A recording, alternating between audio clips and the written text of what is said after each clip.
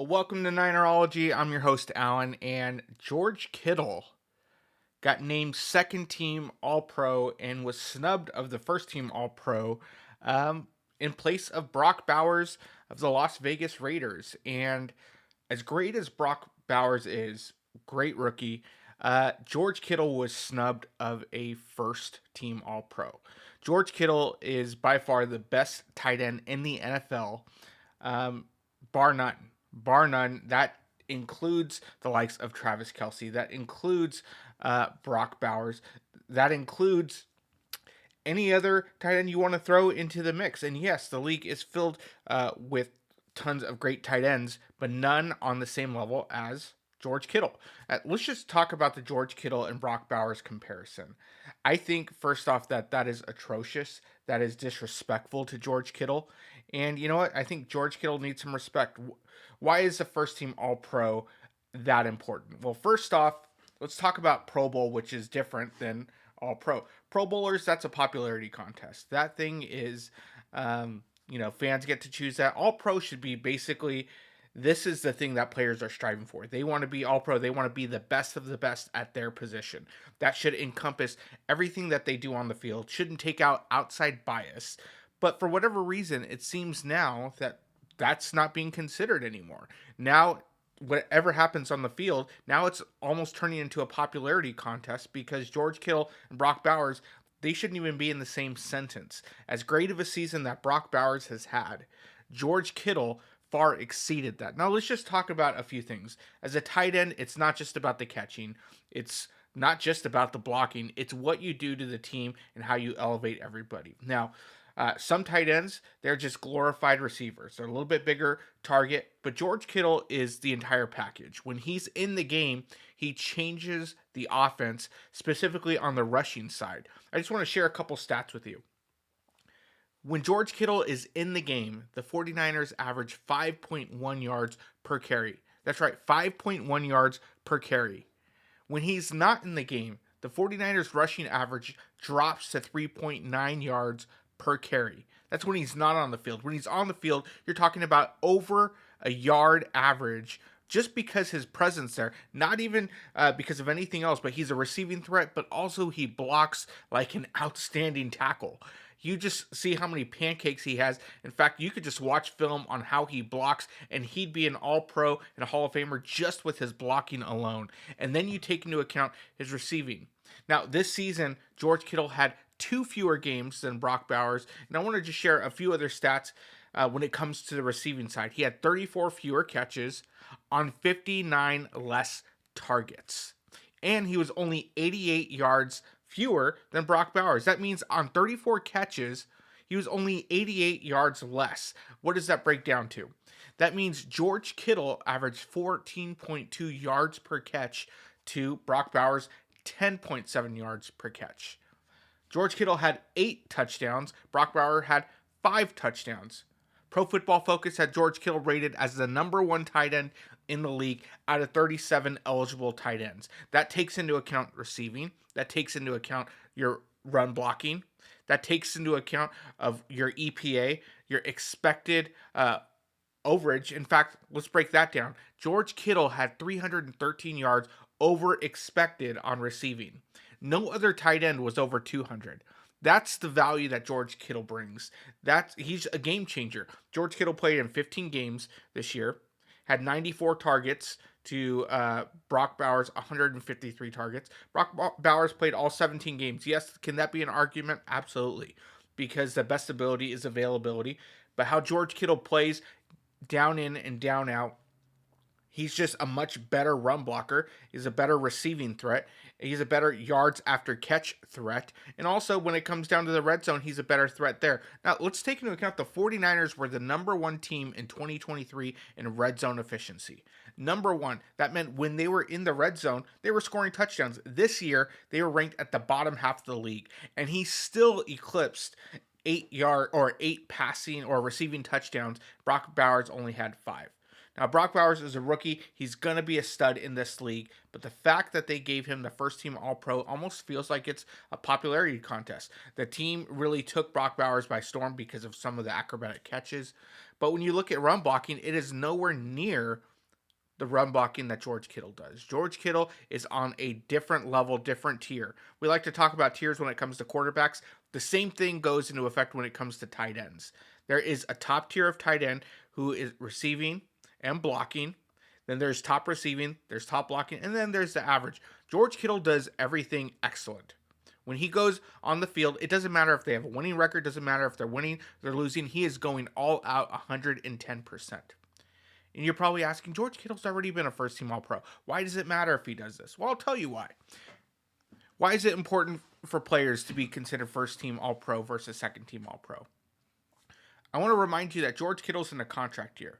Not that he doesn't have other years on his contract. The 49ers need to extend him this offseason because they want to address the cap. They have other players to play. But also, you want to lock up George Kittle for the rest of his career. That way he stays in red and gold until he retires. As a second team All Pro, that isn't as well. There go the balloons. Yeah, if he would have got first team All Pro, that would have got the balloons. But as a second team All Pro, the organization can come back and say, oh, you've lost this step. Somebody else is doing better than you. You still have room to grow. And yes, all players have room to grow. But if he had that first team All Pro, he can tell management, you know what? I am still the best. Yes, at the age of 30, 31, I am still the best tight end in the league. Nobody is on my level. But because the All Pro decision makers got this wrong, guess what? Business is a business, and you have those negotiators that are going to use that against him. Say, sorry, you got second team All Pro. Yeah, we'll give you a contract. We'll give you an extension.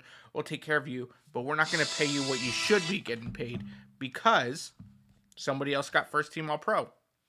So I think that is a huge slap in the face, and I'm hopeful that Kyle Shanahan, John Lynch and company can see that the decision makers got this wrong.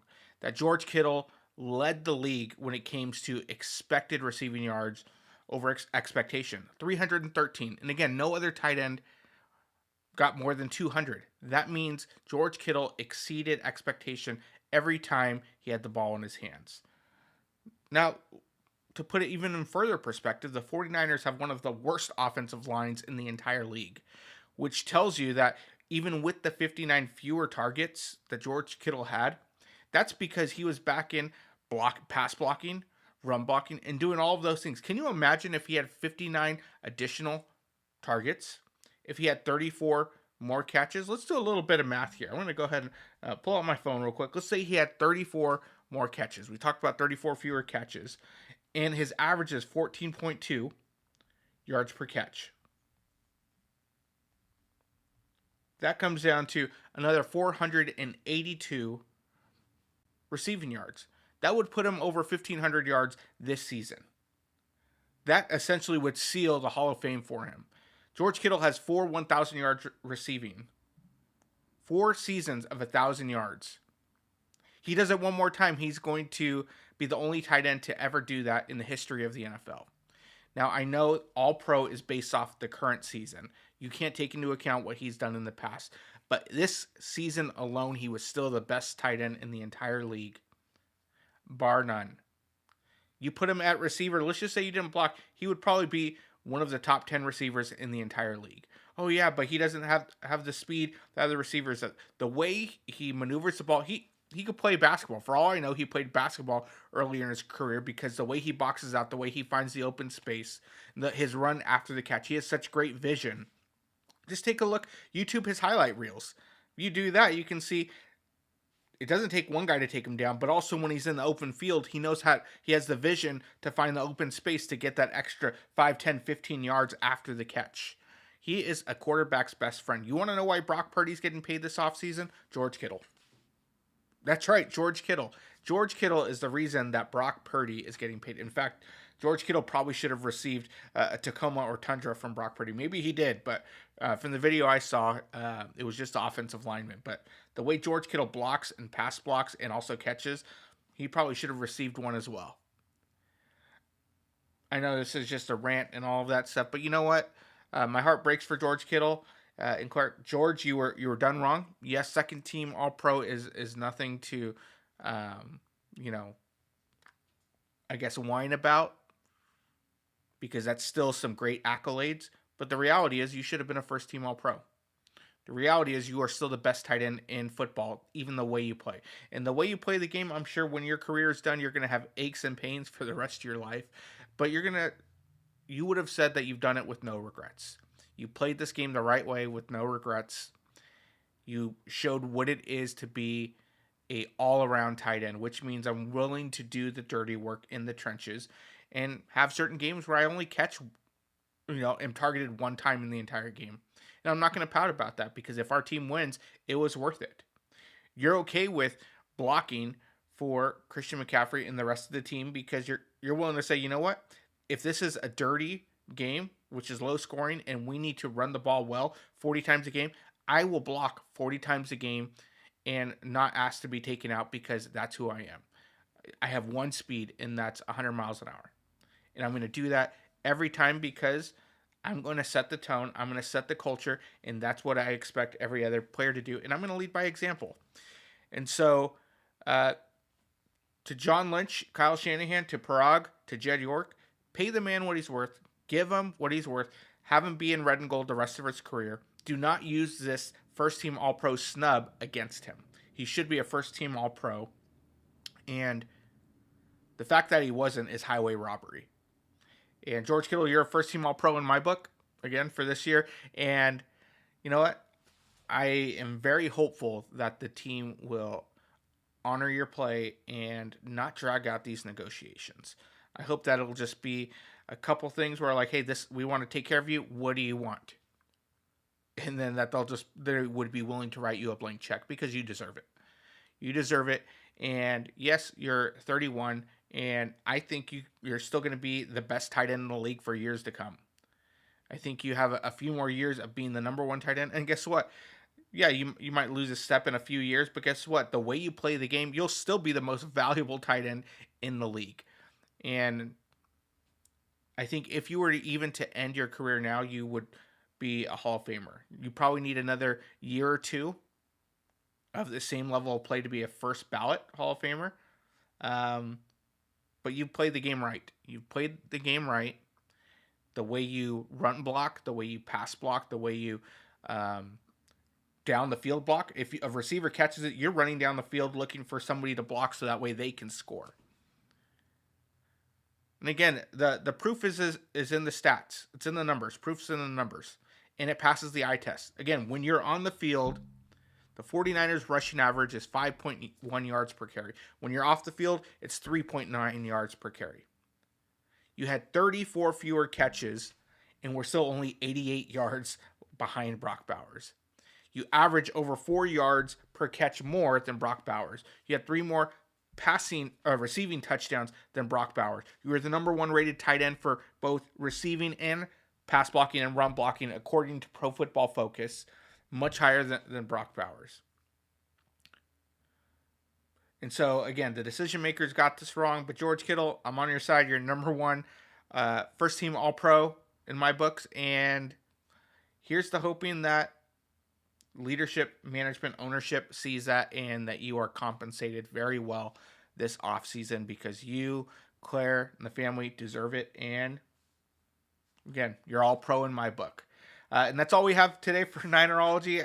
I saw that the announcement was made today. I thought, you know what? We need to talk about this. Not enough people are talking about it. Again, as good as Brock Bowers is, he is not a first-team All-Pro. Sure, make him a second-team All-Pro. Pro Bowler's fine. First-team All-Pro, no, that's a slap in the face to George Kittle. That's a slap in the face. And hopefully next year they get it right. But this year it's a shame that it was because it was highway robbery. But again, that's all we have. Don't forget to like and subscribe. And we'll catch you next time. George Kittle, you are the man, best tight end in the league. And hope you have a great offseason. Come back healthy. And